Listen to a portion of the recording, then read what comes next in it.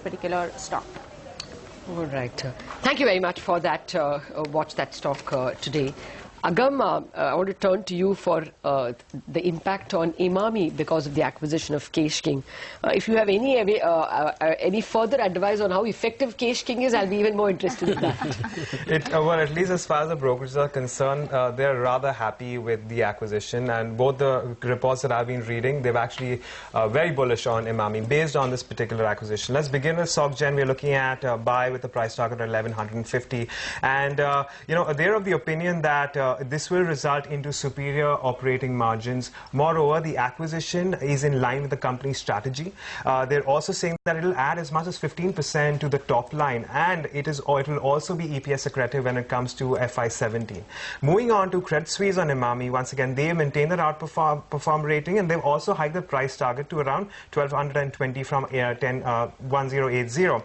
And once again, this, as per CS, is a very good strategic fit. They're also suggesting that the acquisition should boost EPS by as much as 4% in FY17, and this will also expand its products as far as Emami is concerned, because it is already present in this particular niche space. So once again, as far as both these brokerages go, they're bullish on this acquisition. All right, bullish on this acquisition. The stock was under pressure though yesterday.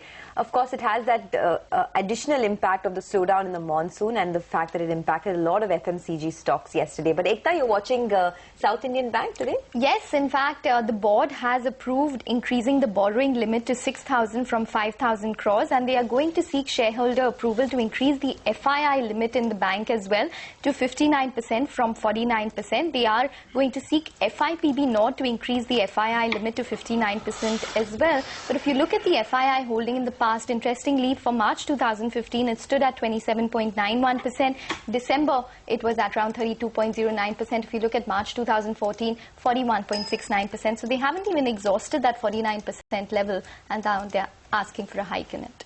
All right, that's a bunch of smaller stocks and smaller news that we will be watching. But really today, the market is the big news.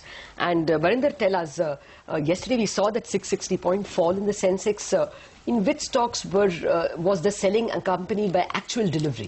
Well, banking clearly, we have been talking about all the PSU banks, but I'll be watching out for the private sector banks very, very closely. Look at Axis Bank. If you just see the intraday chart for Axis Bank, there was a sharp fall of nearly 4.5% happening on the stock.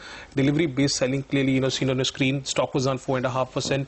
Delivery quantity was nearly 27 lakh shares compared to average of only 17 lakh shares. And delivery percentage for the day was also high at nearly 40%. We are seeing unwinding clearly happening in Axis Bank. The stock has already fallen nearly 15% from that 52-week high of 655 rupees per share.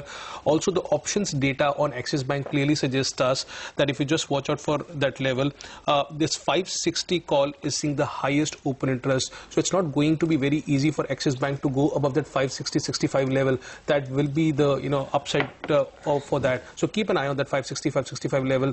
That stock was seeing unwinding yesterday. Ditto was for Yes Bank, which was down nearly 4%.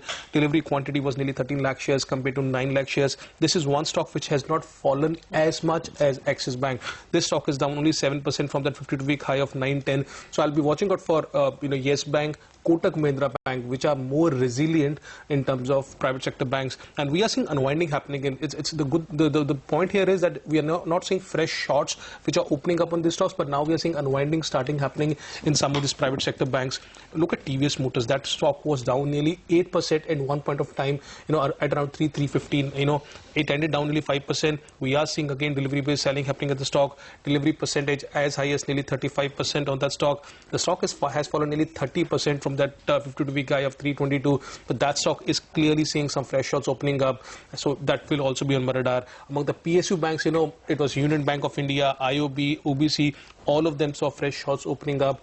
You were seeing, massive delivery-based selling happening in. Keep an eye on IOB. That stock, fell around 3.5% yesterday, but that was the one which saw highest delivery percentage yesterday at 43%. So among the PSU banks, I'll be watching out for IOB, and in the private sector banks, clearly, everything Axis, Yes, Kotak.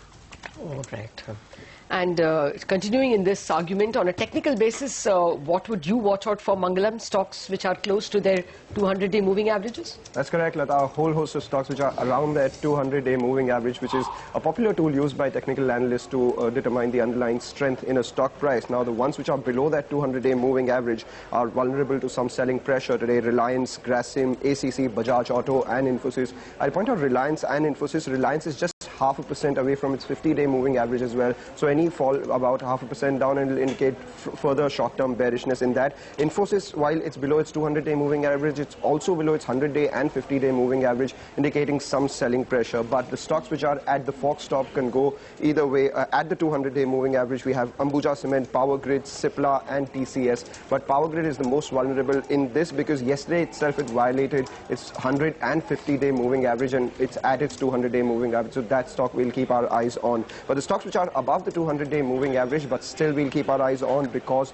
of some technical vulnerability. We have BHALE, Asian Paints, HDFC, HUL, L&T, Coal India, Idea Cellular. We'll be watching Idea Cellular because yesterday it also violated its 50-day moving average, indicating some short-term bearishness on that one. HDFC Bank as well. HDFC Bank is about 5% away from the 200-day moving average, but yesterday it violated both the 100-day and the 50-day moving average. So we'll keep our eyes on these stocks. All right, guys, thanks for joining us and taking us through all the top 10 stocks that we need to watch out for. SBI, Nestle, Coal India, Tata Motors, Natco Pharma, Oberoi Realty, Adani Enterprises, Imami, South Indian Bank and Axis Bank.